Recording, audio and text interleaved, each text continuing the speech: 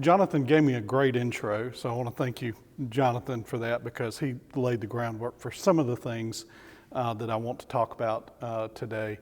And really my involvement here today goes back to a conference that Jonathan organized back in 2017 to boldly preserve. And I talked a little bit about oral histories at that time and how they relate to aerospace. So my background is both as a historian and as a librarian.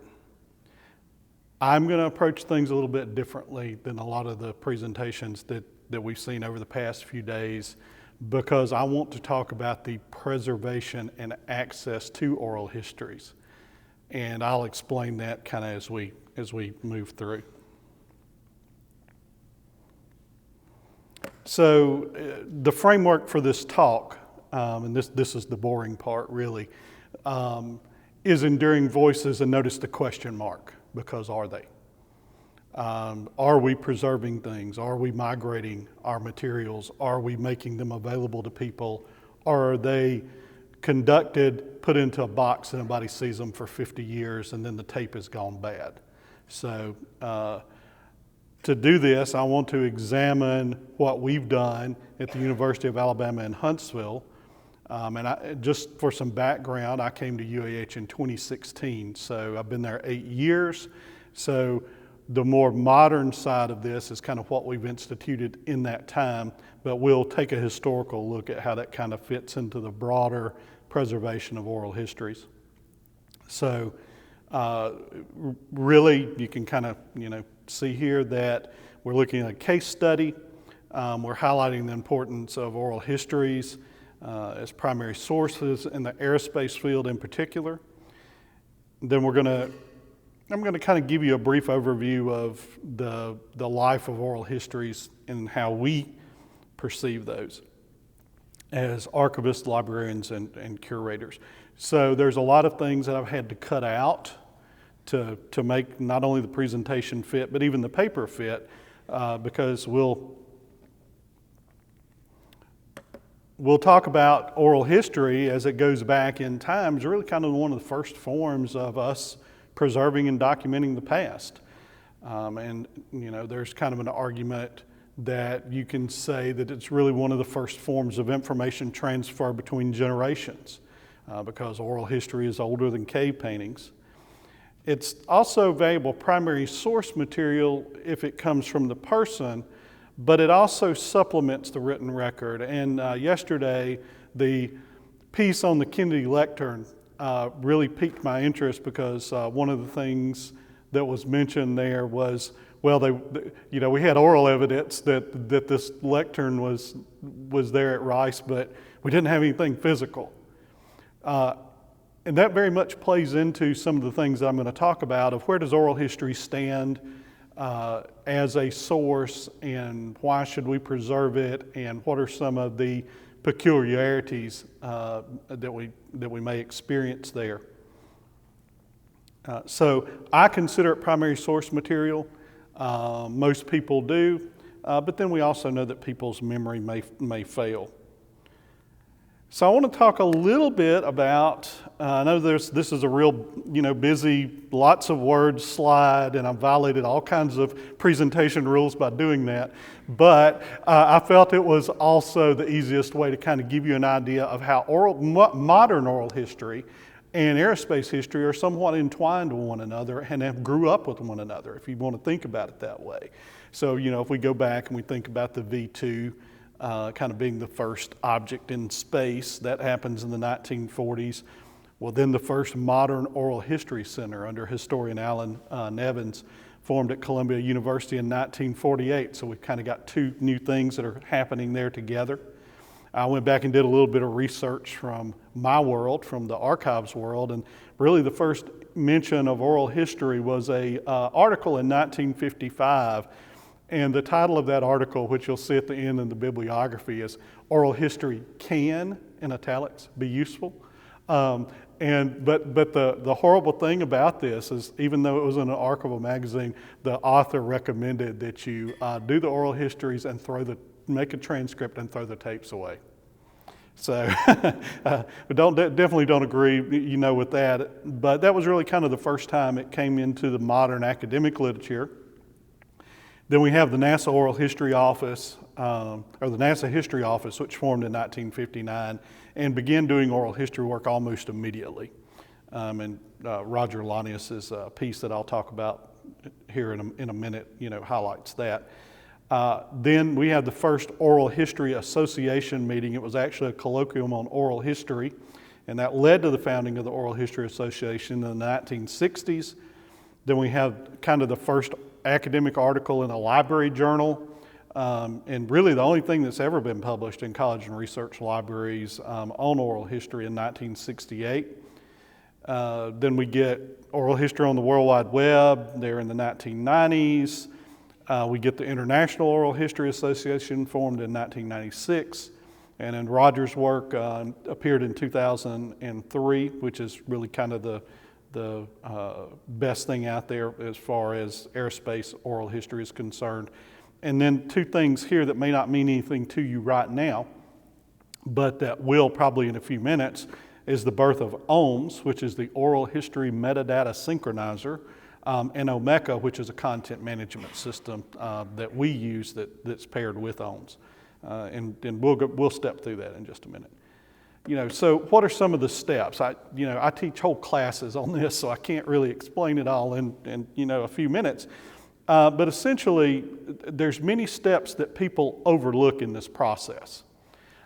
And my experience with oral history goes back to working on a National Forest Service project back in the late 1990s, where I went out and interviewed people who worked for the Forest Service. And so I kind of learned firsthand, and I worked through our Oral History Center at the University of Southern Mississippi. So when we begin collection, we're either looking for an individual project. It may be sponsored through an Oral History Center in a formal university. It may be sponsored by NASA. It could be an individual who's going out there and doing oral histories, but actually collecting it is the first step. And then there's preservation. We want to get the original format, whatever that might be. And then if possible, do a typescript, but typescripts are expensive, so a lot of times they don't happen. Then there's creating access, whether that be to the physical so you can listen to it, in the original analog perhaps, or putting it online or converting it to digital. But then there's always migration, because we know that cassette tapes, we know that reel-to-reel audio is susceptible to degradation. So we want to, at some point we're going to have to migrate that, and then we may migrate it to one digital form and have to migrate it to another later. So migration is part of this, and I also kind of consider typescripting and OHMS indexing as a type of migration, because you're creating a transcript that is another version of the oral history interview. So you're kind of migrating it, and then you can migrate from paper to digital. You get the idea. And then the last thing is to kind of evaluate what you've done and see where you're going.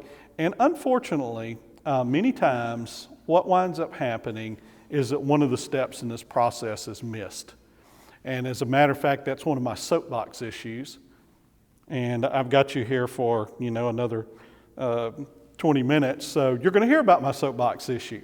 Is there's lots of people out there who have really good intentions of going out and doing a project, and they spend all of their time doing the project, and then it sits in a box, or you find the tapes out there. And it's wonderful that the person took that initiative to do that, but if you're not sharing that, what's the point in the project? Have you just wasted $10,000, $20,000, $30,000?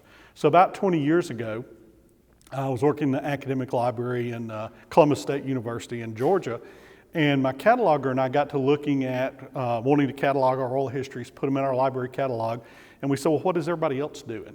And we couldn't find much information. So we did a study of how libraries handle oral histories and how they make them accessible. And it was then that the light really came on for me. that there was really no kind of standard for any of these things, and that it was a real problem for us in the oral history community because it was kind of the island of misfit toys, if you really want to think about it. There were these things being created, but there was no good way to access them. So we did a nice little article, and I give myself a pat on the back because it's been quoted a number of times as the only article that looks at that.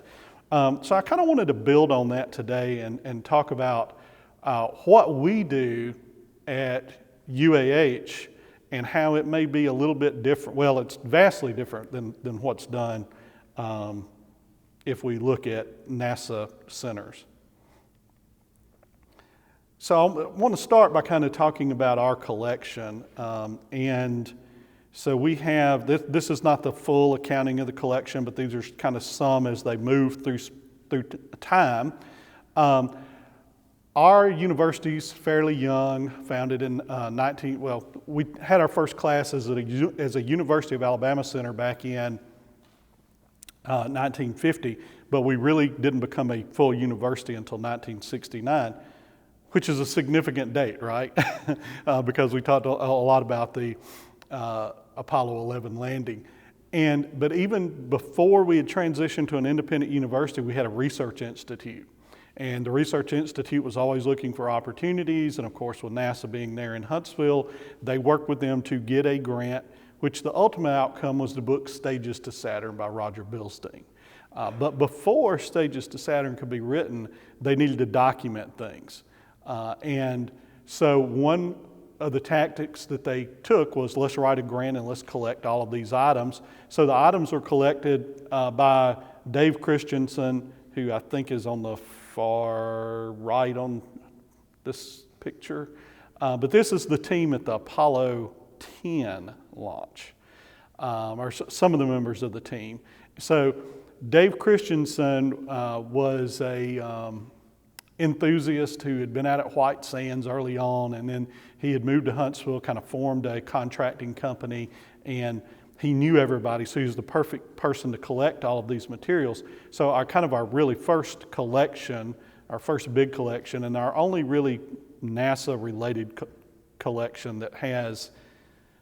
that's not something we collected versus something we collected with NASA, is the Saturn History Project, which is a couple of thousand documents, but there's also oral histories in there, about 54. And I don't think they're unique. I think, Matthew Peake and I have talked a little bit that they may be also in the JSC collection, but we're not 100% sure.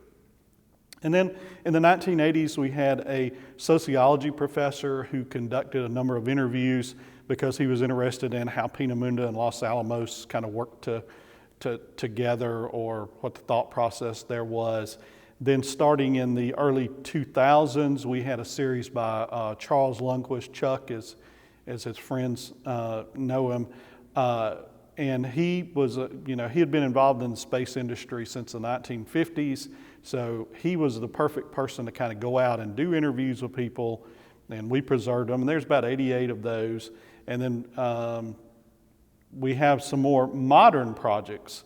Well, Bob Ward, Anthony Young kind of happened in the interim, and then after I came in 2016, we kind of changed the focus because we are not set up and designed to have the staff to go out and do oral history interviews. So we had to think of a new paradigm here. If we want to continue to collect these things, how do we do that?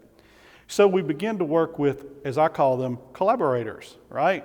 So what our process is that we work with a person who has a knowledge in the field, who knows the people, and they conduct the interviews. We provide a facility. We have a digital initiatives lab, which is essentially an oral history recording studio, a conversion studio. It's about a 20 by 20 classroom that we've modified, soundproofed, put all the things in there that we need to record video oral histories. And so we've worked with a couple of various groups. We worked with THICAL. There were a number of interviews done there. We worked with Human Factors Engineering with Jack Stokes, who was a longtime NASA engineer. And then now we're doing oral history phase 2 which is a follow-up to the Lundquist project. And that project is by both Jack, who is a former engineer, and then we have Catherine Catildo, who worked with Space Shuttle and was in the PR section. So we feel like we have a good mixture there, and they pretty much line people up. They know who to talk to. They have the questions that they know to ask, and we provide the service of, we bring them in, we have a person who's in the studio with them, we record the interviews, and then later we put them onto our website. So as we kind of move forward in time with that, we also have different formats because we have this long history of collection that goes back to the late 1960s, early 1970s. So these are the dates that these media were prominent, not the dates that we have them from. But this just kind of gives you an idea of some of the formats that you'll get. We do have some reel-to-reel audio. And some of the early NASA interviews are on reel-to-reel. We also have cassettes. Then we have VCR recordings, right? Because that's the way the camcorder worked there for a long time. Then we have different types of digital media. Since 2017, the way we do our projects is we record them in a product called Panopto, and then we convert them to MP4s, and then we kind of put them out there on our website. And we use the Omeka content management system, which you can see here. And this is an example of our portal. So whenever you come into the portal, this is I think we've added about 100 since I did this screenshot. So there's more than 400 in there. And the vast majority of those are Aerospace, just because of our relationship with Aerospace. So we use an Omeka content management system, and we made the decision about 9 months ago that we needed a new portal just for oral histories. They were in with our other digital collections, and we felt like this was something that was really important and that we wanted to do in another portal. And more importantly, there's to use the oral history metadata synchronizer, which I've showed a screenshot here. You have to use particular structures, and that theme, the Philly theme it's called, that we saw on the prior page was the one that you want to use if you're using Omeka and you're going to use OHMS. So what is OHMS, Oral History Metadata Synchronizer? So the idea behind the Oral History Metadata Synchronizer, which was born in 2008 and is really kind of the baby of the University of Kentucky, and Doug Boyd, who some of you may know, who's a prominent oral historian, is the person who kind of pushed that, is to, as we move forward in time, we had the ability to digitize or to migrate and digitize materials, to move them from analog to digital, and move things from paper to digital. So we could do things like OCR, but we needed a product that would be able to kind of index an oral history, maybe not at the level of a TypeScript, because TypeScripts are expensive, especially if you've ever tried to get a number of oral history interviews TypeScripted. It becomes very cost prohibitive really quick. So the idea was, let's create a product where we can index things and we can do it a lot faster and a lot cheaper, and then people can go to that part of the interview if that's what, they can do a search on your site, go to that part of the interview, click on it, and it's automatically going to queue up at that spot. This is Jace Nixon, and Jace is interviewing Sue Ann Griffith, who is a computer scientist. And this was part of a project we did last summer 2023, called Women in STEM, because we recognized that we did not have good gender representation among our oral histories, and we wanted to try to start doing something about that. And so Jace actually has kind of started the process here, and you can see how the time segments break down. So you can have a time segment, and the interview will automatically queue up to that time segment. You can also have a keyword. You can have a Library of Congress subject heading in our library, where we call all of this metadata. And Then you can also put a synopsis in. You can link out to images. So we'll have people that'll bring images in of something that they worked on in their career. So we can take that image, put that image into our digital collections, and then have a link out to it. And they can link out to that during a part of the interview where a person is talking about that. And that's something that our interviewers had asked us for, because they were seeing people bring things in, and we wanted to find a way to kind of incorporate that. But we're always migrating. That's the key thing that you really have to keep in mind, is that this is a constant migration. Nothing stays the same. And this is why, once again, Jonathan set this up perfectly. You have to think long term. So I can get so involved in what I'm doing and put all of my eggs in one basket. But if I'm not thinking about, okay, is this the best way that people are going to access it? Because hardly anyone comes in and listens to a cassette anymore. And we had actually migrated these to CD anyway, so you would have listened to it on a CD. They want it online. I mean, that's what the user wants. And they're not finding your content if you at least don't have it listed online where they know that it's at. So we feel that, OHMS indexing is important, but there's always going to be a next step. There's going to be a new file format or a new OHMS product or a new product that's going to offer something new and better. So you really kind of have to keep that in mind as you go forward. So what are some lessons learned? And this is Jason. This is our, you can't see our camera. Our HD camera is mounted on the wall. On the other side we have, a background where people are interviewed. And so what lessons did we learn here? Well, number one is you need to define the parameters of your program, and hopefully you should be doing this anyway. And whenever I say that, you should know how your operation is going to work. Our problem that we have, or our issue that we have, is that we just do not have the budget to, as much as we know about oral history, to actually do the oral histories. That is not what we do. But because we live where there's a major NASA center, and NASA does do oral histories, people come to us thinking that that's what we do. And we kind of say, well, here's the way we want to work with the public. And we've been really successful in doing it that way. And we can tell them, well, our goal is to have this kind of community project to make it accessible and then get it out there, long term. And then at some point we'll reevaluate, kind of what we're doing there. And to do that, we have to identify collections of excellence. And for us, it's Aerospace Oral Histories is the reason we're doing this portal. But this is something I would encourage everybody to do with not only with oral history, but with anything that they have. Identify your collections of excellence and get them out there.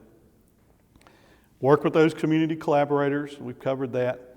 Create fine-tune access mechanisms. We've done this a couple of different times because we didn't look like the way that a portal looked or a way that something was displaying. So you've got to continually say, can I build a better mousetrap? Is there a way for us to improve on what we're doing by kind of building a better product? And then my final thing, and this is my soapbox, so take it for what you wish, creation is useless without preservation and access. I have seen cassette tapes from the 1970s. They're done. They had great material on them. Maybe they got preserved. Maybe they were in a garage, but they're useless to us now. So have a plan. If you're out there doing an oral history project, work with somebody that can preserve these things and that can get them out there. And I have a long list for my bibliography, but these are kind of some of the things that I used in putting this talk together today. And I think that's it, and then we'll take questions.